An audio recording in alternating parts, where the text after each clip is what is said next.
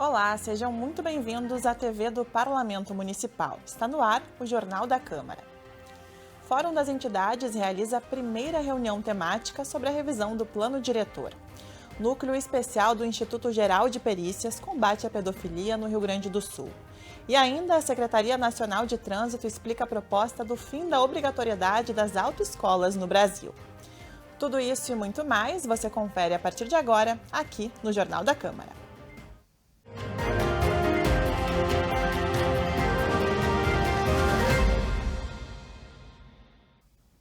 A primeira reunião temática do Fórum das Entidades debateu a proposta de desenvolvimento social e cultural para o novo Plano Diretor de Porto Alegre. Conduzido pelo vereador Thiago Albrecht do Partido Novo, o encontro recebeu servidoras da área técnica da Secretaria Municipal de Meio Ambiente e Urbanismo, que apresentaram as principais perspectivas de desenvolvimento sociocultural trazidas pelo novo Plano Diretor. De acordo com a secretária adjunta da Ismamus, um dos principais objetivos da proposta é qualificar os espaços públicos para promover a inclusão e a qualidade de vida. Júlia Zardo também disse que o plano tem como foco viabilizar a regularização fundiária de áreas já ocupadas, a fim de levar dignidade para esses locais. A gente tem um déficit habitacional hoje em Porto Alegre de mais de 32 mil moradias. A gente sabe que não vai ser possível cobrir isso da melhor forma possível, né? Então a gente entende que o ideal é reconhecer territórios, a parte de regularização fundiária. Hoje a gente não consegue chegar com os serviços públicos nesses espaços. Quando a gente requalifica e reconhece os territórios, a gente pode entregar não só serviço social, como acesso à cultura de qualidade também nas periferias. Então é isso principalmente que se trata esse tema como parte central assim, e prioritária. Ao longo de mais de 4 horas de debates, dezenas de associações expuseram suas visões sobre o que precisa melhorar no plano. Ponto das maiores divergências, o adensamento de bairros tradicionalmente residenciais veio para a discussão. Felisberto Seabra, eleito pelas entidades para representá-las na mesa, destacou que a população não pode ser penalizada pela ambição das grandes construtoras. Uma cidade que respeite a sua história, a sua memória, as características dos bairros, que escute os movimentos, principalmente os quilombos indígenas que estão excluídos desse processo, tem que demarcar os territórios que são indígenas e quilombolas, né? As áreas que são passíveis de regularização fundiária tem que ter mapeada e mantida. Não é porque um grupo econômico quer construir um espigão ali e tira a comunidade. Isso é uma violência, o que já aconteceu no passado, então a gente quer evitar. Relatora da temática na Comissão Especial do Plano Diretor no Legislativo, a vereadora Cláudia Araújo, do PSD, afirmou que deverá ser encontrado um consenso que tranquilize os moradores. Acho que a questão da regularização fundiária é extremamente importante, porque a gente vem falando de adensamento, falando de utilização de solo e tudo isso, como que a gente vai regrar essas questões para que a gente realmente possa fazer. Eu fui procurada por várias entidades, por exemplo, de bairros residenciais, que querem se manter residenciais e que tem um grande adensamento e que talvez a gente consiga alinhar, talvez ao invés de estar em 18 num tipo de adensamento, estar num adensamento menor, porque sempre foi um bairro residencial. E nesta sexta-feira, o Fórum das Entidades seguiu, desta vez com o debate relacionado ao patrimônio cultural. Os debates desta sexta-feira abordaram a qualificação dos espaços públicos e a preservação do patrimônio histórico. Alguns dos destaques foram para a utilização da Orla do Guaíba e também para as paisagens e os ambientes naturais da cidade. A assessora técnica da Diretoria de Planejamento Urbano, Carolina Kessler, destacou a valorização do patrimônio cultural neste segundo dia temático de discussões sobre o plano diretor. A gente envolve muito a paisagem, a gente pensa então como que a cultura da cidade, tanto o patrimônio material como o imaterial, contribuem para contar a história da cidade. A gente busca então valorizar e trazer as características de cada bairro e preservar as edificações. São 134 áreas de interesse cultural e a gente passa a propor 23 perímetros novos, como a Orla do Guaíba, como o Centro Histórico, de uma forma que a gente tenha uma abrangência maior. O vereador Márcio Binzeli, relator da temática sobre o patrimônio cultural, destacou como está sendo projetado o novo planejamento do espaço urbano. E eu tenho certeza que nós vamos conseguir contribuir com um bom texto, um bom arcabouço e vamos procurar chegar mais próximos do ideal possível, porque a cidade está sempre em movimento, em transformação. Tecnologia hoje muito aprimorada e chegando com força, então nós precisamos usar todas as ferramentas possíveis aí para construir a bom termo uma boa cidade para se morar com qualidade de vida, que priorize as pessoas, a vida em sociedade, os ambientes de uso coletivo, ambientes que possam representar o interesse do uso coletivo. Já durante a sessão plenária desta quarta-feira, o secretário municipal de Meio Ambiente, Urbanismo e Sustentabilidade esteve presente na Câmara Municipal. Germano Brem apresentou os objetivos do plano diretor elaborado pelo Executivo. O projeto está em tramitação aqui no Parlamento Municipal. Germano Brem destacou os principais aspectos e objetivos da iniciativa que vem sendo elaborada há 6 anos em Porto Alegre. Após um longo debate com mais de 250 encontros com a população, o projeto foi protocolado na Câmara em setembro. 7 eixos temáticos estão em discussão entre os parlamentares em uma comissão especial e com a sociedade civil no Fórum de Entidades que está em atividade aqui na Câmara.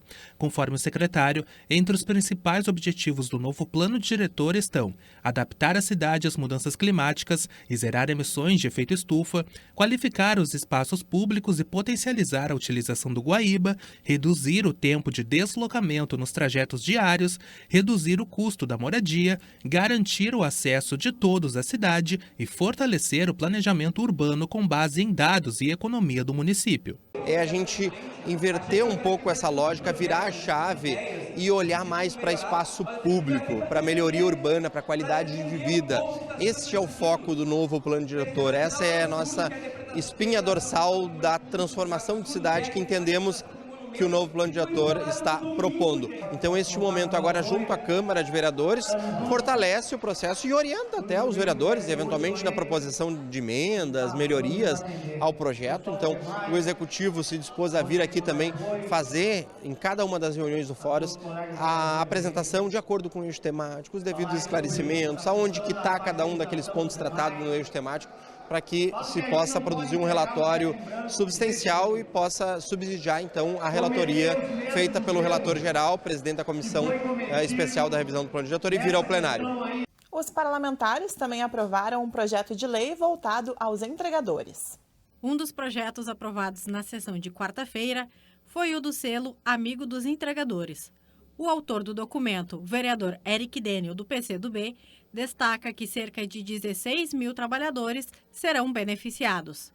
O objetivo é que os estabelecimentos que tenham o selo disponibilizem locais para descanso, higiene e alimentação dos motoboys. A Câmara de Vereadores hoje dá um recado para a cidade de Porto Alegre. Hoje tem em torno de 16 mil trabalhadores nas plataformas digitais como entregadores e esses 16 mil vão ser beneficiados. E lá no estabelecimento vai ter uma mesa, uma cadeira para o descanso do motoboy, uma tomada para ele poder carregar o telefone, um banheiro para fazer sua higienização e um acesso à água potável. Então, ou seja, não tem custo também para o comerciante, para restaurante e para a própria prefeitura. Em troca disso, a prefeitura, nos seus canais oficiais, no site ou no próprio Instagram, vai divulgar os espaços que são amigos dos motoboys. O próximo passo será o encaminhamento do projeto à prefeitura para que seja sancionado. E ainda na sessão plenária foi aprovado o projeto que permite retirada de gravame na comunidade da Vila dos Pescadores, ou seja, a supressão de uma diretriz ou intenção urbanística que havia sido previamente registrada nos mapas do plano diretor.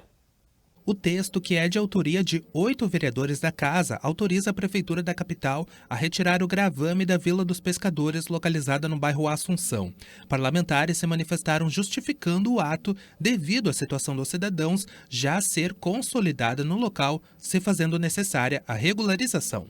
Aqui nós falamos na história e no respeito que Porto Alegre deve a vocês. Não só vocês, mas como muitas ocupações consolidadas de anos, porque vários gabinetes aqui estiveram ao lado de vocês. Embora seja muito importante essa votação, Mais importante que essa votação é vocês continuarem organizados e mobilizados, porque só a mobilização pode garantir que realmente não haja remoção. A Câmara também aprovou o projeto de lei que tomba como patrimônio histórico-cultural de Porto Alegre o templo da Igreja Metodista Wesley no bairro Bela Vista. A proposta é do vereador Pedro Ruas, do PSOL. Agora saímos do âmbito municipal para um assunto que está gerando mobilização nacional: o fim da obrigatoriedade das autoescolas e a simplificação do processo de obtenção da carteira de motorista. E quem nos traz mais detalhes sobre essa proposta de mudança é o secretário nacional de Trânsito, Adroaldo de Lima Catão. A desburocratização da Carteira Nacional de Habilitação faz parte de uma discussão antiga entre os brasileiros. No início do mês de outubro, o presidente da República, Luiz Inácio Lula da Silva, autorizou o andamento do processo que pode levar ao fim da obrigatoriedade das autoescolas no Brasil. Entre as justificativas apontadas no portal do Ministério dos Transportes está a necessidade de simplificar a obtenção da CNH. De acordo com a Secretaria Nacional de Trânsito, cerca de 20 milhões de pessoas dirigem sem habilitação, principalmente em função do custo elevado, que varia entre 3 e 5 mil reais no país. Com a nova determinação, os condutores terão autonomia para fazerem a sua formação. Ele vai poder escolher, por exemplo, no curso teórico, se ele recorre a uma plataforma de EAD ou mesmo ao curso oferecido pelo Ministério dos Transportes. Se ele quiser, ele pode também recorrer a uma autoescola, isso também será permitido.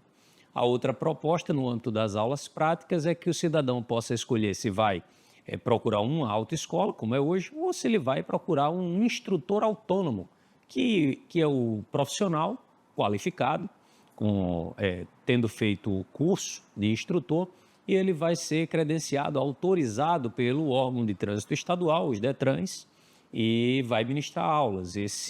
Essa possibilidade, que é também uma novidade, vai poder criar um regime de concorrência, baixando o preço. Isso é muito importante para a gente dar ao cidadão a liberdade de escolher e, com isso, diminuir um pouco esse custo que está tão elevado. As principais mudanças, no entanto, devem afetar a categoria A e B. As categorias C, D e E devem continuar com as obrigatoriedades, porém com algumas simplificações. Olha, no caso, a flexibilização ela está ocorrendo muito focada nas categorias A e B, né? Moto e carro.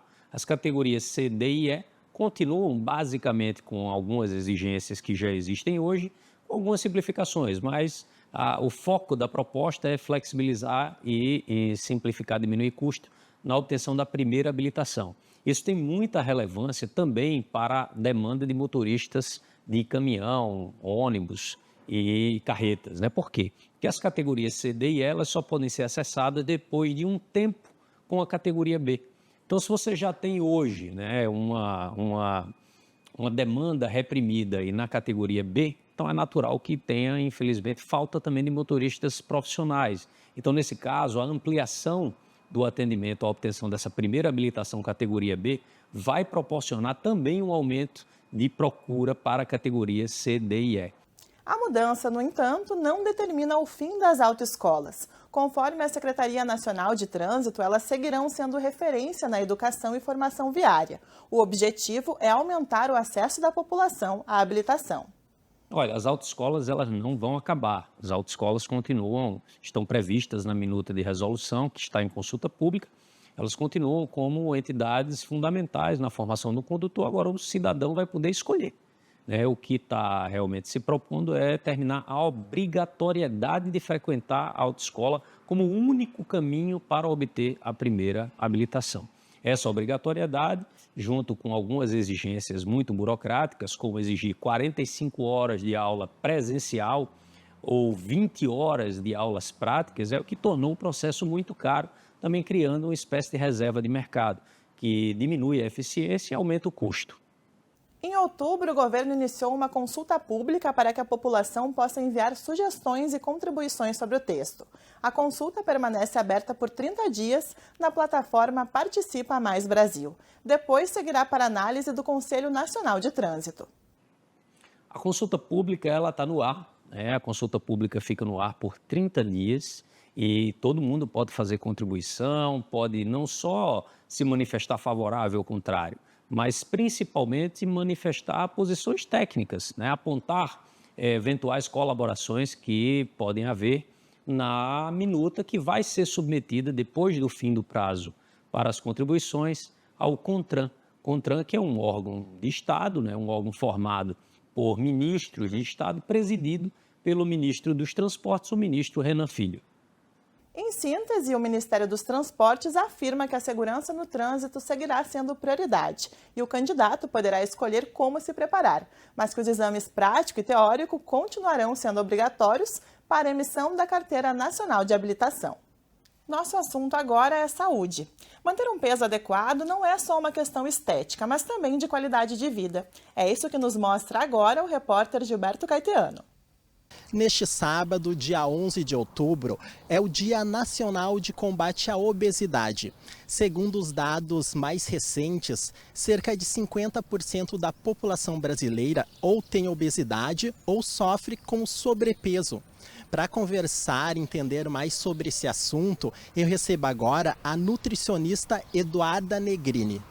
Doutora, para começar esta conversa, gostaria de saber a diferença entre obesidade e sobrepeso. Tem dados, parâmetros técnicos que diferenciam uma coisa da outra? Isso, exatamente. A OMS preconiza a tabela de índice de massa corporal, né, como padrão. Então, é onde a gente consegue ter essa análise mais padronizada, né, e diferenciada do que é sobrepeso e obesidade. A partir de 25 quilogramas por metro quadrado de peso no índice de massa corpórea é considerado sobrepeso. Acima de 30 é classificado como obesidade. Então, e também, né, a gente tem outros níveis de obesidade. Obesidade grau 1, grau 2, grau 3, e assim a gente tem essa tabela mais classificada. Por muito tempo, doutora, a obesidade, sobrepeso foram vistos apenas como uma questão estética. De um tempo para cá, né, começou a se falar da questão de saúde, a importância, né, de manter esse peso adequado, ideal, para evitar doenças, para preservar o nosso corpo. Quando uma pessoa se dá conta que ela precisa rever os seus hábitos, a sua rotina, a sua alimentação, quais os principais desafios aí para ela? Quando ela chega num consultório, como é que é trabalhado essa questão? Vocês primeiro encaminham ela para exames clínicos? Como é que funciona esse processo de acolhimento? Perfeito. Então, primeiramente, a gente precisa entender, né, a obesidade como uma doença crônica, né, com questões de inflamação envolvidas, né, com questões inflamatórias. Então, entender que a obesidade ela é diferente para cada paciente, né, para cada pessoa. A gente sempre busca ir na raiz do problema, não tratar apenas a causa, né, que seria a questão diminuir questões de calorias na dieta. Não, a gente precisa entender, ver como aquele paciente recebe a alimentação, se ele não está com algum tipo de deficiência que está colaborando para que a obesidade se instale ali e seja mais difícil trabalhar.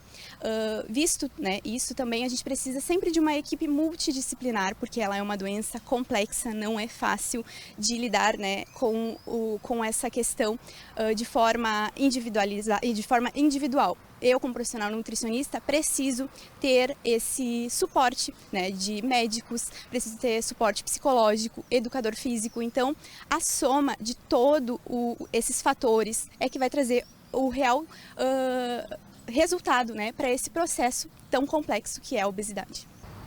E doutora, tem essa questão também das dietas malucas. Pessoas que veem na internet, nas redes sociais, dietas mirabolantes. Também o uso de medicamentos que prometem aí inibir o apetite, ajudar nessa questão aí da redução de peso. Quais os riscos de pessoas aderirem a essas ondas aí sem o acompanhamento, sem o entendimento aí de um profissional? Perfeito. Essa questão ela tem sido muito relevante nos dias de hoje, né?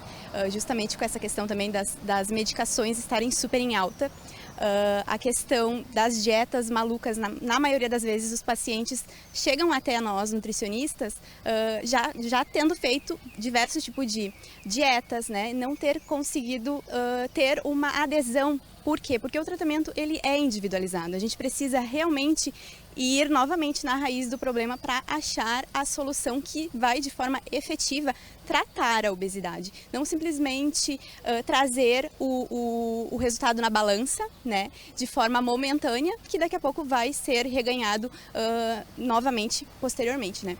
E o uso das medicações também. A gente tem entrado, né, nesse assunto com muito mais pontualidade, porque realmente precisa de uma equipe multidisciplinar, muito mais, né, com essa questão mais pontual. Neste mês também comemoramos o Dia das Crianças. Agora eu vou te levar para conhecer um núcleo que garante a proteção dos nossos pequenos. Em outubro, nós celebramos o Dia das Crianças. Mas, para celebrar essa data com toda a alegria que a infância deve ter, é claro que a gente precisa respeitar e proteger os nossos pequenos. Algo que o Instituto Geral de Perícias faz com maestria. Afinal, o IGPRS tem um núcleo que une tecnologia e informática forense para proteger e combater crimes sexuais contra crianças e adolescentes. E para a gente entender como funciona o trabalho do NUCOP, estou aqui com o coordenador Marcelo Nadler para nos falar, né, Marcelo, sobre como é que funciona o trabalho de vocês. Tudo bem? Seja muito bem-vindo. Obrigado, Vanessa. Te agradeço de novo pelo espaço para a gente falar sobre isso. O NUCOP é o Núcleo de Combate à Pedofilia e ao Abuso Infanto-Juvenil aqui do IGP. Ele une 3 setores da perícia criminal gaúcha que já trabalhavam com isso há bastante tempo, que são a informática forense, a genética forense e as nossas perícias psíquicas, mas agora integradas de um jeito diferente. Então a gente une dados de 3 setores diferentes, une vestígios, processa mais vestígios e consegue dar respostas mais rápidas e até, de repente, fechar alguns casos do passado que tinham ficado sem resposta, e a gente quer hoje poder resolver isso também. Vale destacar também esse trabalho de vocês, né, Marcelo? Porque é um trabalho pioneiro, inclusive sendo referência para outros estados, sendo referência para outros países mesmo, né? Porque aqui no Rio Grande do Sul a gente tem de fato o melhor. Foi uma criação que levou quase 3 anos em conversas internas aqui. A gente foi atrás de equipamentos também, o governo do estado nos forneceu os melhores equipamentos do mundo para a gente fazer perícia. Isso viabilizou então a criação do núcleo, que ele se tornou oficial em julho desse ano, mas já faz algum tempo que a gente vinha trabalhando nisso. E para promover os melhores resultados para a sociedade, para que a gente possa proteger crianças, promover justiça e fazer com que os abusadores respondam de fato pelos seus crimes. Esse é um mês bem sensível, né, Marcelo? Porque é o mês das crianças, né? É um mês que as crianças deveriam estar celebrando, deveriam estar brincando, e muitas delas são privadas disso por conta de crimes como esses crimes que é a pedofilia, né, Marcelo?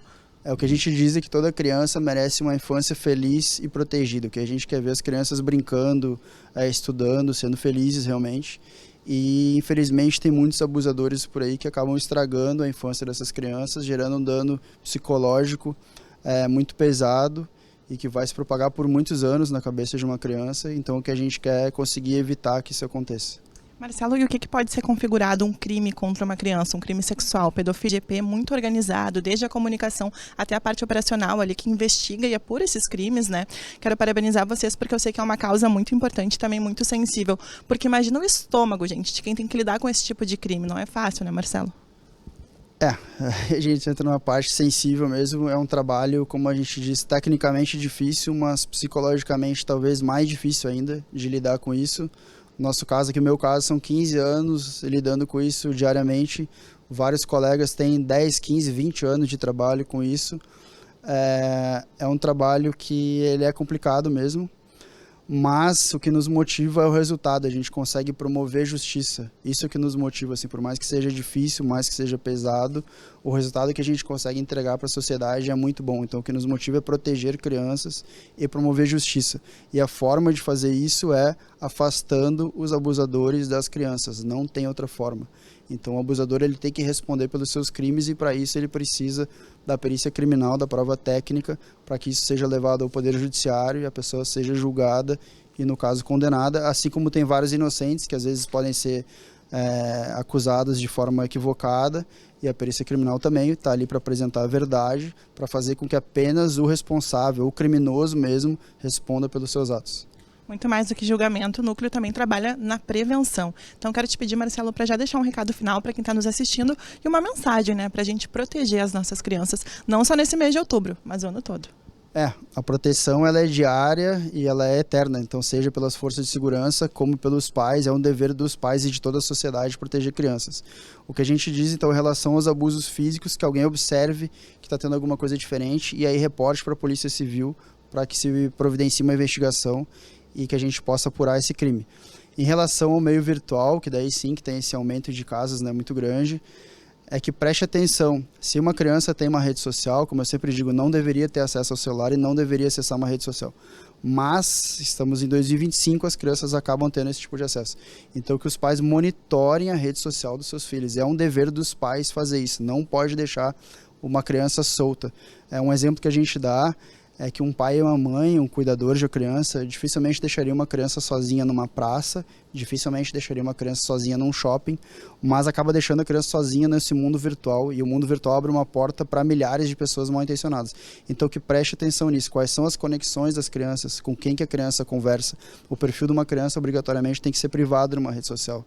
Então ele tem que ser privado e ele tem que ter poucas conexões. As conexões que existem ali tem que ser com pessoas realmente conhecidas da família.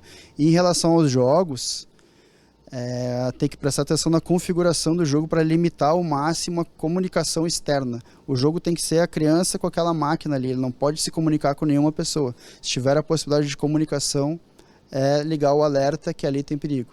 Tá certo, parabéns pelo trabalho, Marcelo. Obrigada por compartilhar essas informações conosco e dedicar um pouquinho desse teu tempo, né, para nos responder essas perguntas e, claro, dedicar a tua vida a essa causa tão importante que é a proteção das nossas crianças.